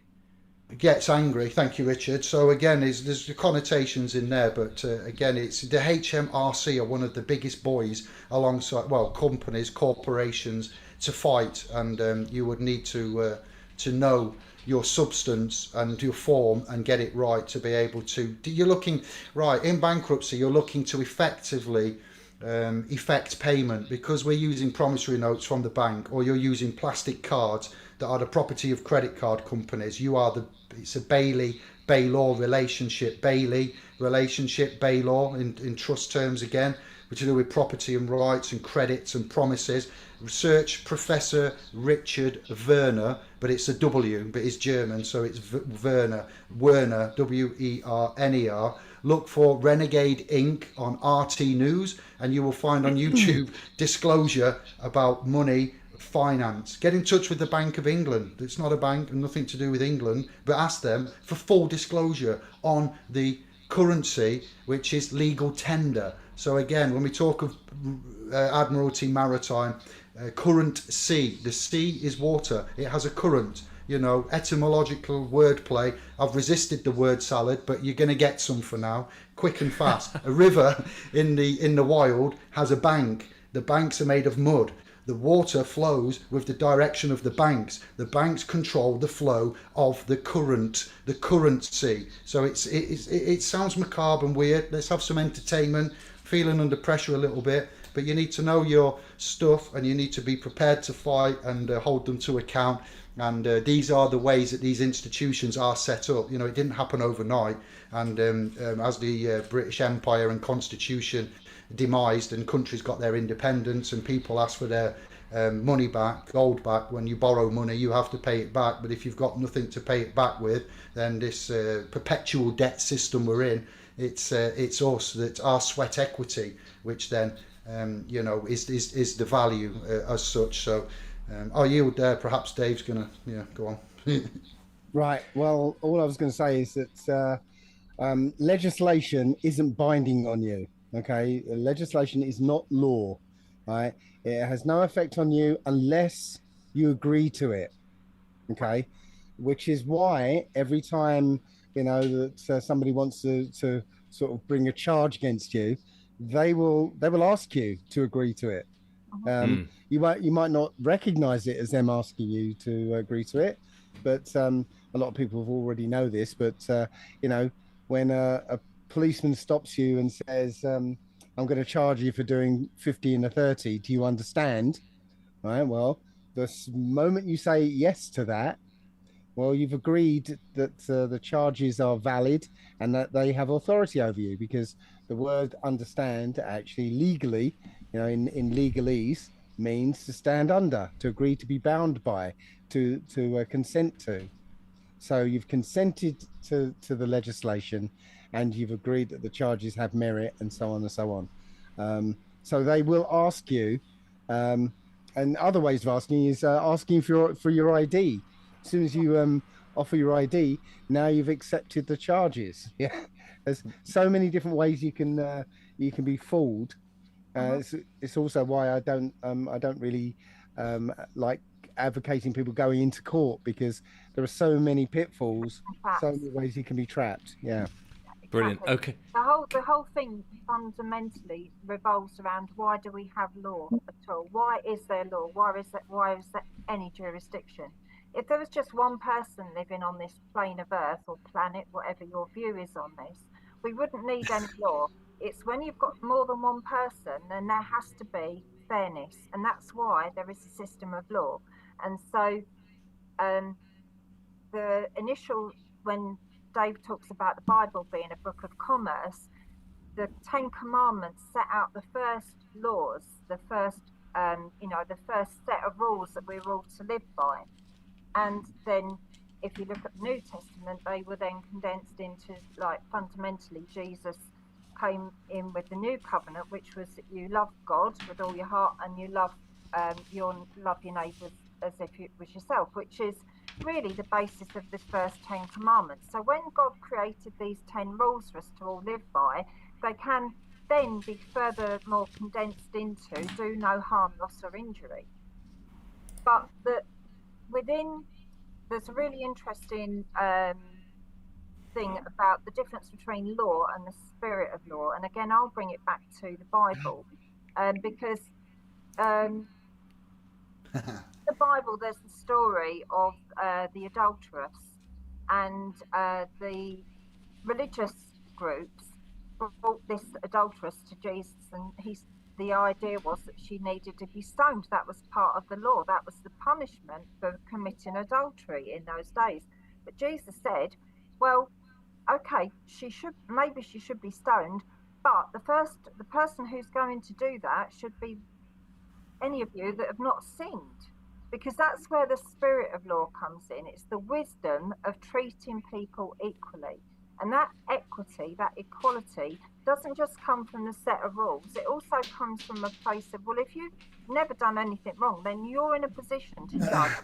Oh wow, Donna Lee, I'm so amazed. That is excellent. That's bang on. Yeah, let he without sin cast the first stone is an example of equity within the Bible. I think it's within John what you're quoting there. So clean hands, the clean hands doctrine. Yeah, so he without sin. So that's an example of equity within the Bible. Again, codified to show persons with God. There is no respect of persons. So law, as I said, with Answer Coolis, Harry Dunn, certain other aspects of public domain, stories of public interest, the politicians that lie and don't seem to be held to account, bankers crashing the economy, not going to prison. There's a lot of things that are sidestepped there, and that's because of their titles and their positions as well.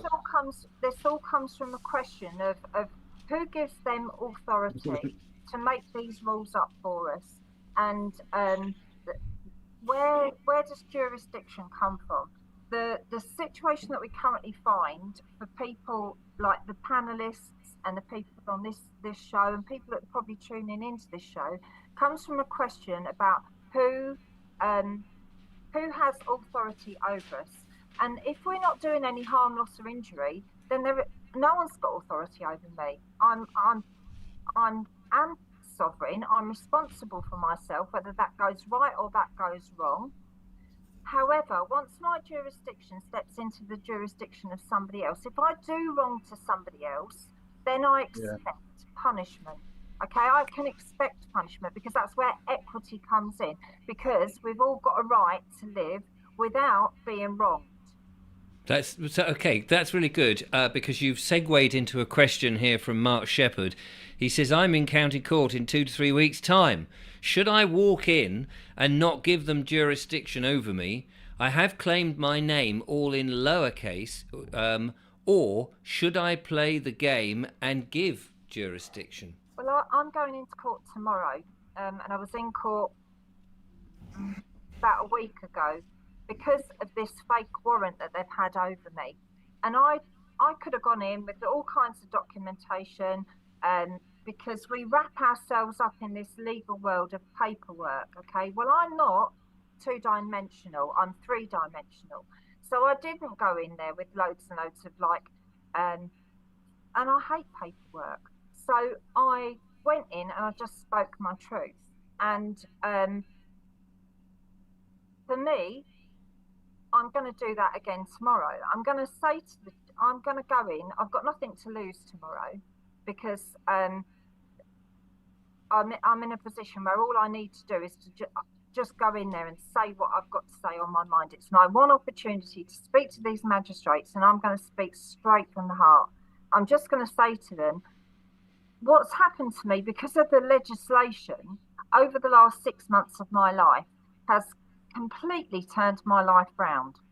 And I've been punished beyond all recognition for what you're alleging that I've done, yet there is no victim.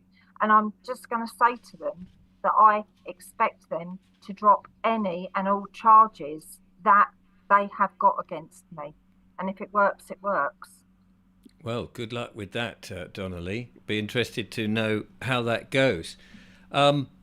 Question here from Zen Johnson, he's asked a number of questions, but this one relates to a question that we had last week or the week before, I can't remember now, and that's to do with council tax.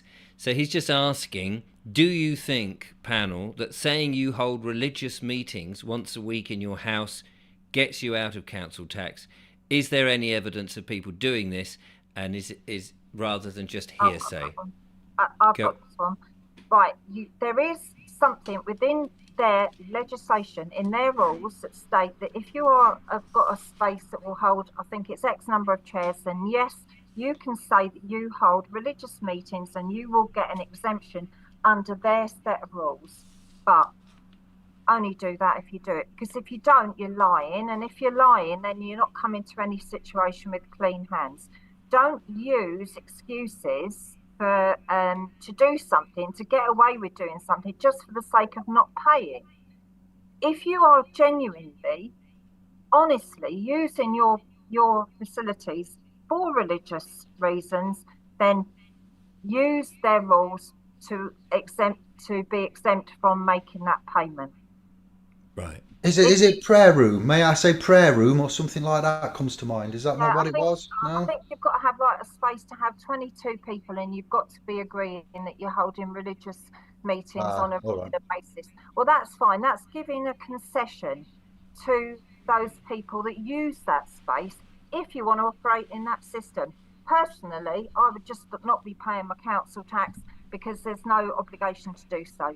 That's a better reason not to pay your council tax. Don't be paying it because there's no obligation and there isn't a contract unless they can produce it. They use terminology with a council tax, so in fact, I've got my council taxes fraud T-shirt on at the minute, and I don't want to sort of. What I would do is direct people to this website, which is www.counciltaxfraud.co.uk. There's a 30-minute documentary on there which will tell people why they shouldn't be paying council tax. But it's a choice. If you want to do it, go ahead and do it. But don't lie and say, oh, I use my house for religious reasons, because lying is lying. And somewhere, in some jurisdiction, eventually, you're going to get caught out. And I think it's fair to say that if we're fighting maybe fighting's not the right word, but if we're pushing back against a corrupt system, we should be much more honourable than the others and not be corrupt ourselves. Totally. Yeah. So I would also add that, the obvious thing is that you're using their rules, their concession. So at any time they can change that rule. Yeah. Right. So if say, 1,000 people hear this broadcast and then go off and claim, religious exemption, they'll change that pretty quick when they realize people are using it. So yeah. So again, best way is to actually confront it and deal with it head on. Just challenge the authority in the first place. That's where what we have to do. And again, I know we spoke earlier about beliefs, but when 68 million people in this country believe what we're trying to say, no one will be paying council tax. It all comes down to the confidence of knowing who we are. That, to me, is the fundamental argument here. When you know that you've got unalienable, God-given rights, then when someone comes to impinge on those rights, the question is, what jurisdiction have you got over me? What authority have you got to exert your will over me? This is really interesting. And let me just away from the chat for a second, and ask the panel, each of you, because you're doing all of this and you're advising people, and you come here on the show, etc. Do you think that any other time there have been so much interest in this information than at the moment? I would say there was a time when there was a lot more interest. That was between about 2008 and 2013, with the Free Man on the Land movement, and there was, thousands and thousands of people all looking into this, and that we had several kind of hubs that we would congregate on, and we're all sharing information and getting successes at the same time. So yes, back then there was something going on, and then it died a death because the system put in agents and what have you to get people arguing with each other, and then they got rid of all our hubs, and it kind of died a death. But it never went away. But in the background, people kind of were evolving the way we kind of handle these things. And as soon as this COVID business and whatever came along, and people started to realize that we were being trapped by law, and it's basically made a comeback, should we say. And do you think that they can close it down again? Well, they can't close it down because essentially we're using their system against themselves.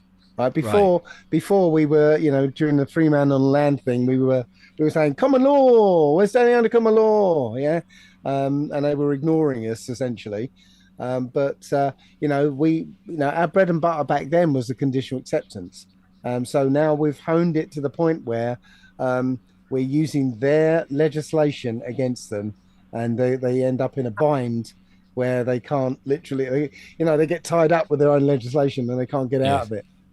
I know someone said a few weeks ago, people have asked this question and said, "Oh, well, you're one of those free men on the land," and it's like, well, what do you mean we're a free man on the land? Isn't everybody free? Isn't that how you're born? You're born free. Why should we justify why we're free? What we are seeing is a system, the whole money, religion and politics thing is just an illusion.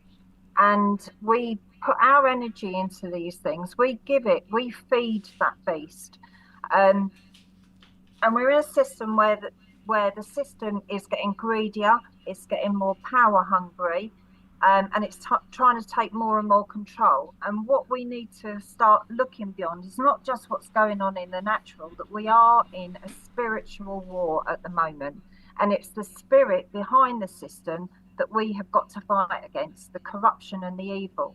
And I think, I come from this as a perspective of as a Christian, and everyone talks about the full armour of God. And for me, the armour of God is that we're not fighting against principalities and powers. We are fighting against darkness in, dark rulers in dark places. And where for me this fight is growing, and call it a fight, but where this is growing, this movement is growing, is that more and more people are becoming conscious of this, and they are seeing the system for what it is. You mentioned, and sorry to interrupt, David. I'll come back to you in 1 second, and I just want to. Well, I'll go. No, because this will change the subject. Go ahead, David.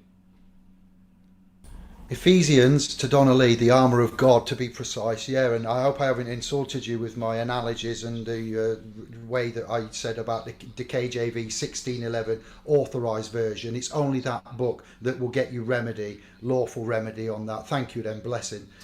Bliss. And I remember, thank you for this, Richard, because it's important, the Tiananmen Square tank man. I was about 9 and I just saw this guy with his carrier bags and he was stood in front of a tank. I was a child and I was like, what? He's got no chance. And the man opened the lid of the tank and he got, you all remember, you've got to be old enough. If you're not, go and search Tiananmen Square tank man. Or it might not be Tiananmen Square, it's a tank man. You'll find him. Legendary. Yes. And then it was the 80s, born 78, so not too much memory of the 80s, but 88-10. Thatcher, Scargill, miners, poll tax, the music, the illegal raves, the gathering, the criminal justice. They said you can't go in a field and have fun. Oh no, we can't have that. Black people, white people, Chinese people, English people. Oh, what's going on? Smoking weed, having beer, having a party, harming nobody. We're not having that. No, you're going to overthrow us. What are we going to do? The Criminal Justice Act, repetitive beats. You can't have, bureaucracy. So there was a time before the Free Man on the Land, John Harris, and what David touched on. Yes, here it comes. Inspirational, yeah. We need to get back to that. And as one family, as one creed, as one seed. And I yield there. I've said enough. Thank you. Brilliant. Thank you, David. I just had to go and quickly find that picture because it is iconic. We're running out of time. We've only got about 10 minutes or so left.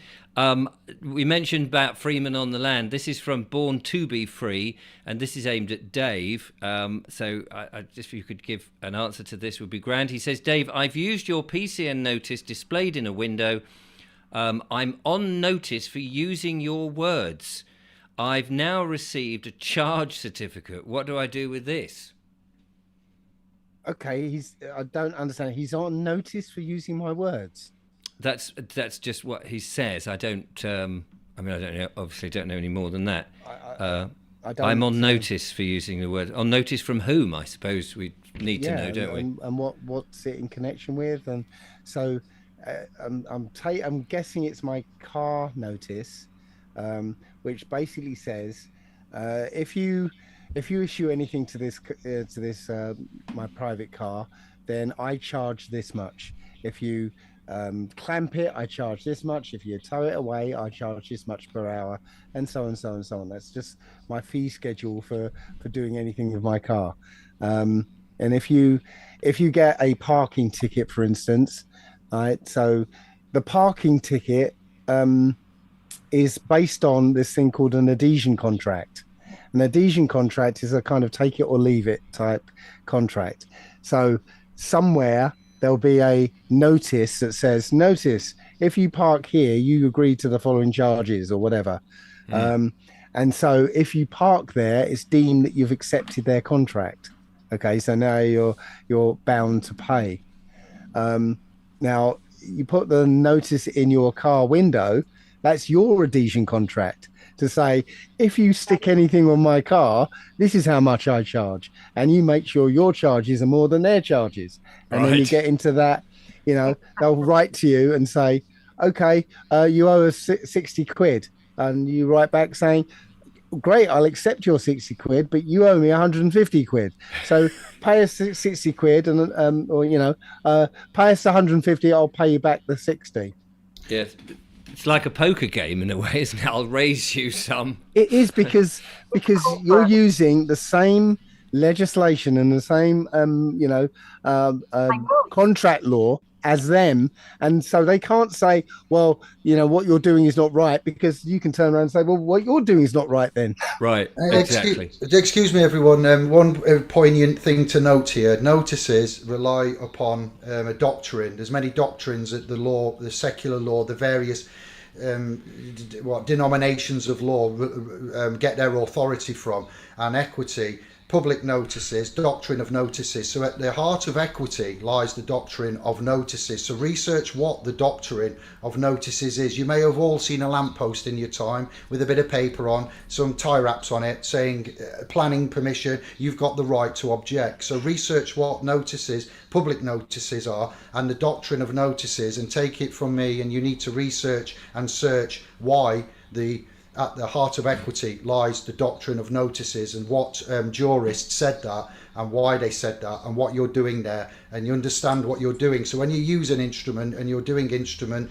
not necessarily under contract law or a particular other type of law, but you need to actually inner and overstand the entire instrument and process, and the governing authority of which you need to rely on to enforce that. You probably are bang on and right, but the system will try to test you and say, okay, they've probably got a template, they've probably downloaded this, we'll try it. And they will, one of the maxims of commercial law, when I said please research the 10 maxims of commercial law and the biblical precepts next to them, he that does not assert his right is viewed as having no rights. I yield. Brilliant. Listen, when you're dealing with corporations, just as a quick note, when you're dealing with corporations, all corporations are there to do business and do money. So if you are getting a corporation trying to enforce anything on you through these adhesion contracts for the sake of money, then just do better business. Make sure that you've got a contract, like Dave's saying, you have your contract, they have theirs, and then you'll do that negotiation. Wow. Ladies and gentlemen, we've only got 10 minutes left. Karen, it's been a really interesting evening, hasn't it? Yeah, another one. I can't believe we're week 7 into this. It's been really interesting, Richard. And I just wanted to make a point when you said, has something like this happened before? And allegedly David's saying, yeah, about freeman of the land. What I'm noticing is like mainstream are taking an interest, because I've been contacted twice this week, one by Sky News and one by somebody in Durham University. And wow. They want discussions. People are obviously a little bit wary of that, because we know things can be manipulated, especially when you talk about Sky TV. But it's very interesting that the other side are taking interest in what's going on with the freedom of the movement. So I think that's a really important thing to mention. Can I just say something there, Karen? Again, when they get, because I've been involved in past lives where I've seen some television programs being put together, and when they show an interest, essentially that's a really good thing. But what happens is that they'll do the program, then they'll manipulate it, they'll cut it, edit it, and they'll put their view across. So if anyone's going to get involved with the mainstream media, then again, back down to the idea of doing business and contract, is that when you agree to do these interviews or programs with them, that you agree and put your own terms and conditions there before these are broadcast. You've got the opportunity to edit them before they're broadcasted out to the general public, because then you'll get to see how they portray you. Yeah.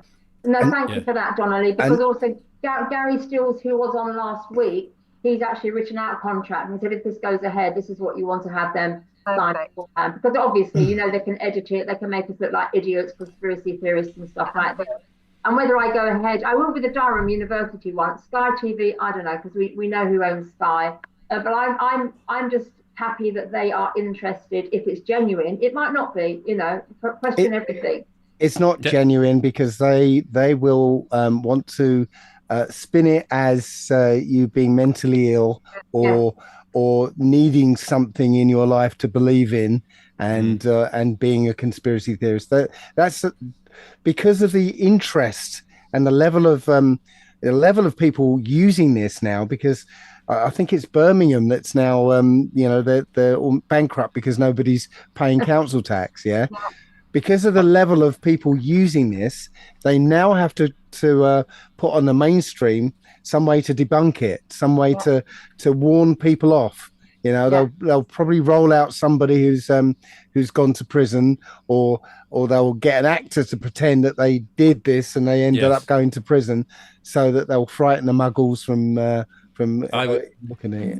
I would certainly back what Dave said there, because I mean, I used to have a children's television program back in the past and was involved with TV, and I can absolutely tell you 100% they will spin it, as Dave said. I was contacted some years ago now by a Channel 4 program because I used to do juggling and unicycling and lie on a bed of nails, and they wanted to get some old acts who had been at the top of their game years and years ago, and they contacted me, and it was a ridicule show, and they wanted to show contortionists and people like that and show them how they are now so that they could ridicule them.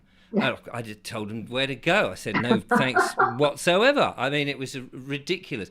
But that's mainstream television. I wouldn't touch it with a barge pole.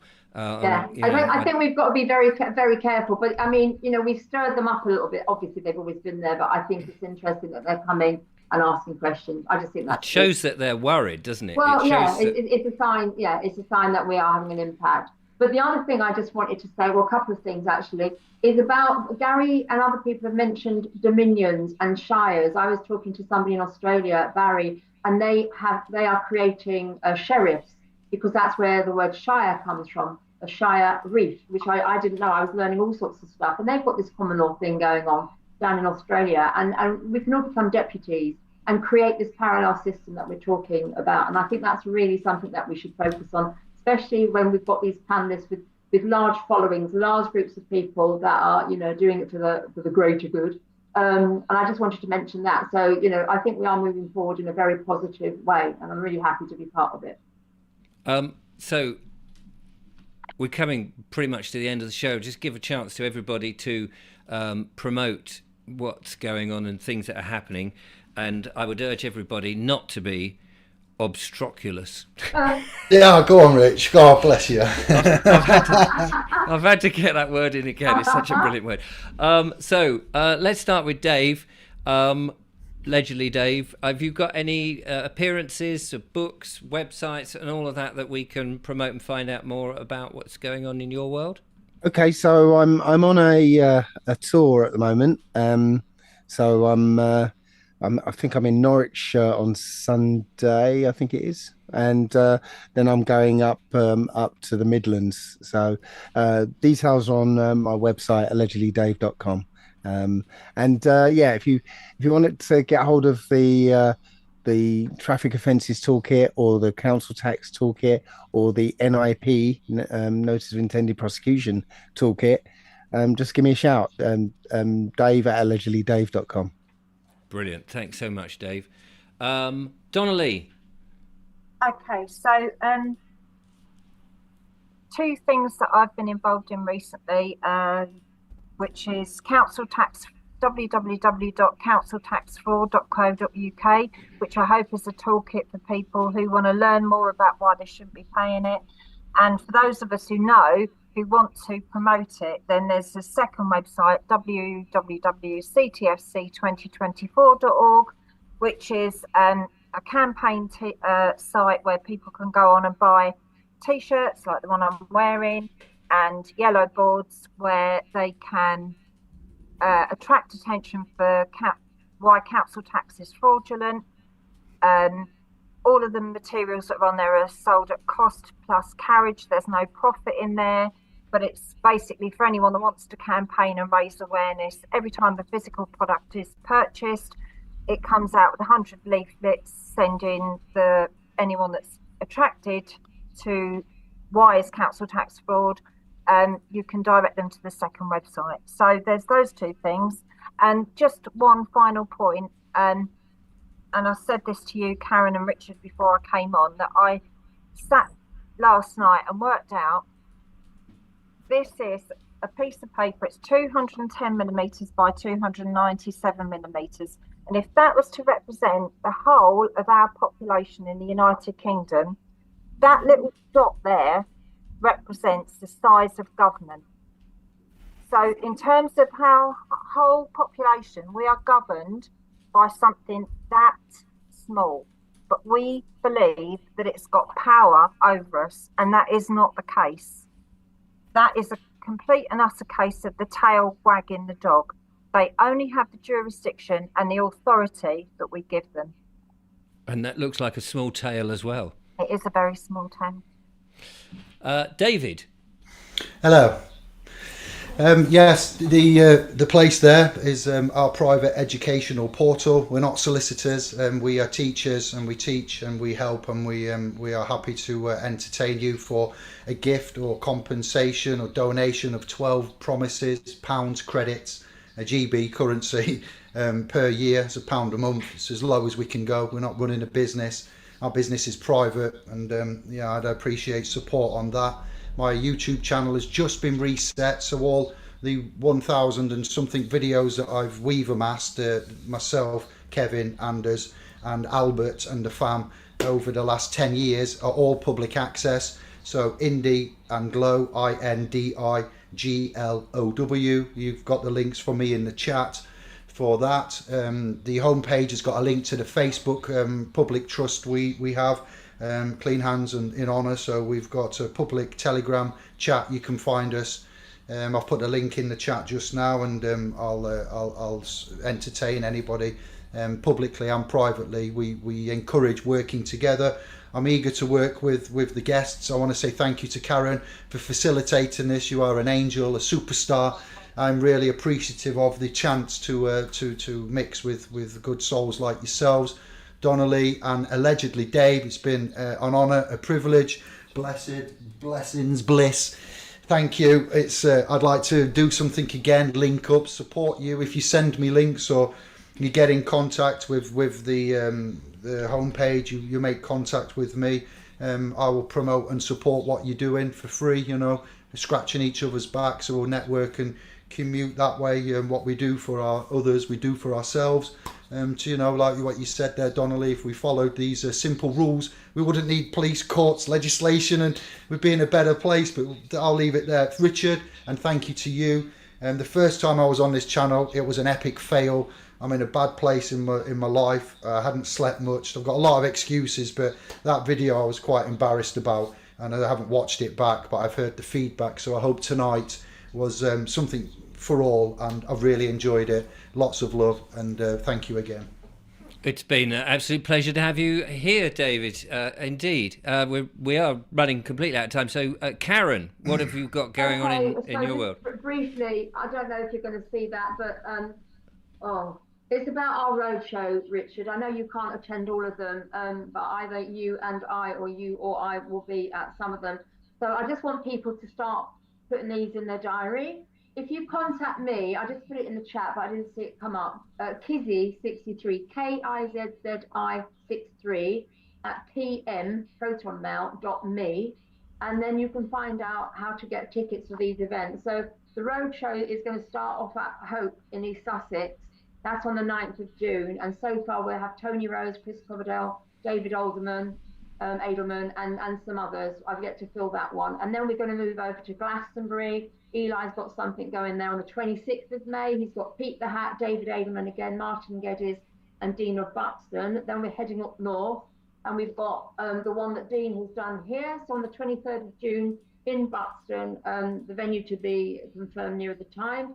Richard's coming to that, and I'll be there. And then we will also have Callie Spell, David Edelman, Sovereign Pete, and Dean from Buxton. And then the last one on the 21st of July in Hull. We've got allegedly Dave, Gary Steels, Pete Wilson, Sovereign Pete, Callie Spell, so a whole bunch. So get in touch with me if you want tickets, you want further information. This will be like our roadshow where you can talk to the panelists, get answers, and also meet them and get onto their websites, because these shows just gives you a little idea of what's, you know, what can be done, but you need to take it further by getting onto these Clever Clogs websites for further information. Cool. Fantastic. Thank you so much, Karen. And big thanks to everybody who has come to watch. Big thanks to Julia, who has been passing me copious note in hand writing, not just copying and paste. So she's actually sitting over there just off camera. Can we see her, Richard? There she. Well, no. Come. I've got her hand. Richard, come on, No, she's coming. She's coming. Give us a 12. Give us a 12, Anthea, Julia. Bless you. Lovely to see you. I'm here now. She can't hear because of the earphones. But anyway, yeah, no, thank you. We're going to go and have something to eat now. But we'll try and gather if somebody can gather all that information, and so I can put it in the description. If it's not there immediately, come back in a day or so's time, and I'll try and get it into the description of this video so that you can see it there.